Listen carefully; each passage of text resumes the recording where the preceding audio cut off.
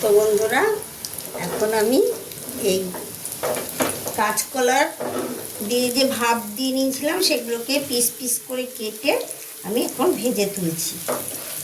আপনারা যেরকম ইচ্ছে সেরকম করে পিস করতে পারেন, মানে কোপ্তার আকারও করা যায়। আমি কয়েকটা কোপ্তার আকারও করেছি, কয়েকটা এই শেপেও করেছি।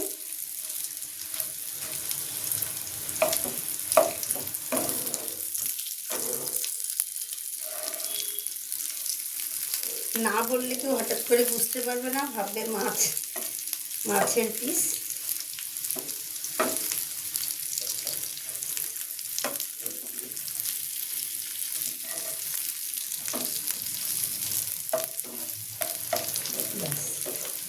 এবার আমি কোপ্তাগুলোকে ভেজে নিয়েছি, এগুলোকে এবার তুলে নেব। এই যে বন্ধুরা, আমি তুলে নিলাম।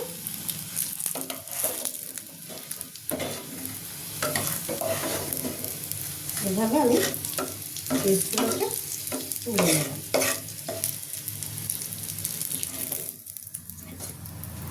তো আমি এখানে একটু তেল দেবো, আর একটু তেল দিয়ে নিলাম। আর এই যে বন্ধুরা, আমি এই পিসগুলোকে এইভাবে কিছুটা কোপ্তার আকারেও করে নিয়েছি, কেননা কাটতে গেলে সাইড একটু বাদ যাবে। তো এই সাইডগুলোকে আমি এরকম কোপ্তার আকারে করে নিয়েছি।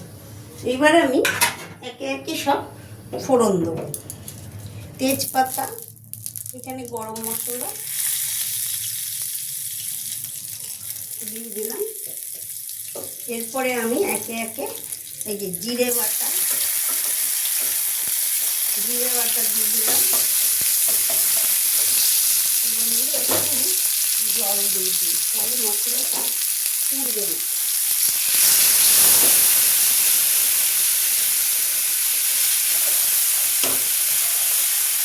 জিরে বাটা, লঙ্কা বাটা, হলুদ গুঁড়ো, আদা বাটা, এসব বাটাগুলো আমি একবারে দিয়ে দিলাম। এভাবে আমি ক্রমান্বয়ে নাড়তে হবে। সব মশলাগুলোকে দিয়ে দিলাম। আমি মশলা দিয়ে এই মশলা ধোয়ার জলটা আমি দিয়ে দিলাম। ব্যাস, এবার এটা একটু ভাজা হবে।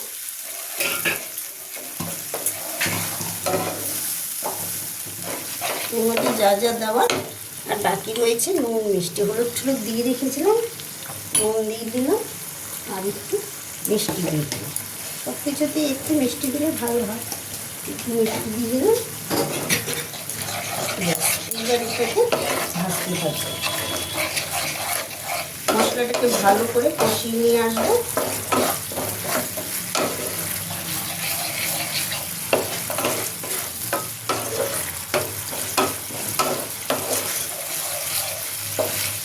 মশলা থেকে যখন তেল ছাড়বে তখন আমি জল দিয়ে দেবো। আচ্ছা, আমি এখানে একটু টমেটো কেটেছিলাম, টমেটোটা একটু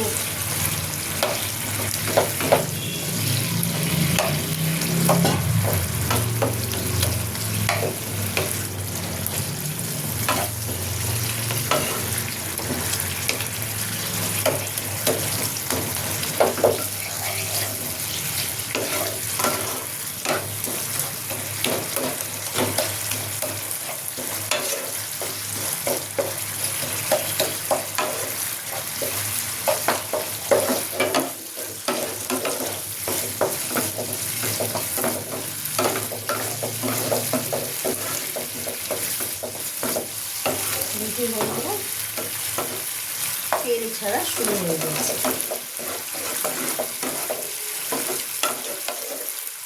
তেল ছাড়া শুরু হয়ে গেছে মানে মশলাটা ভাজা হয়ে গেছে।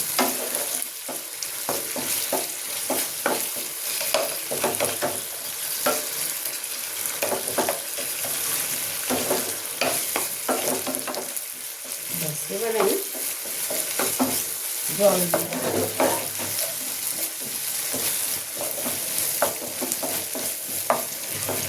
আর এখানে আমি আলু ভেজে রেখেছিলাম, এগুলো এরকম অনেকটা মাছের ঝোলের আকারই সব করেছি। আলুগুলোকে সুন্দর করে ভেজে রেখেছিলাম, মশলাটা ভেজে কষিয়ে জল দিই।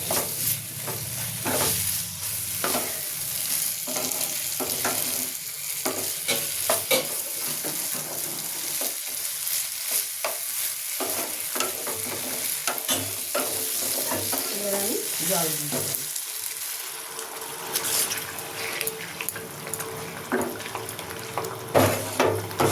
একটু কাঁচকলার ঝোলটা টেনে যাবে, একটু জল দিয়ে দিলাম, তো একটু ঘি গরম মশলা দিয়ে দেবো।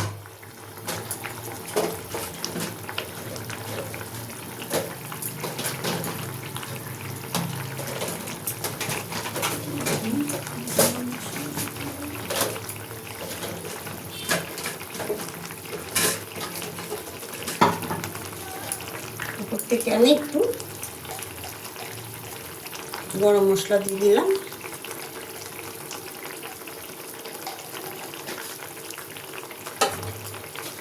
আর দেবো একটু ঘি, ঘি দিয়ে দিলাম।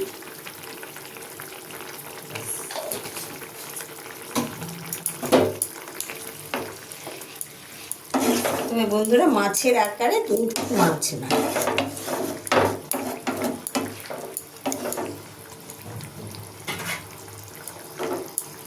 কোপ্তাগুলো দিয়ে দিলাম। অনেকে কোপ্তাও বলে, কাঁচকলার কোপ্তা করে, একটু ঝোল আকারে, এই আর কি। ব্যাস, খুব সাবধানে, এগুলো দিয়ে বেশি ফোটানো যাবে না, দেবো আর তুলবো। এর থেকে দিয়ে দিলাম। তো বন্ধুরা আমার কোপ্তা কারি রেডি।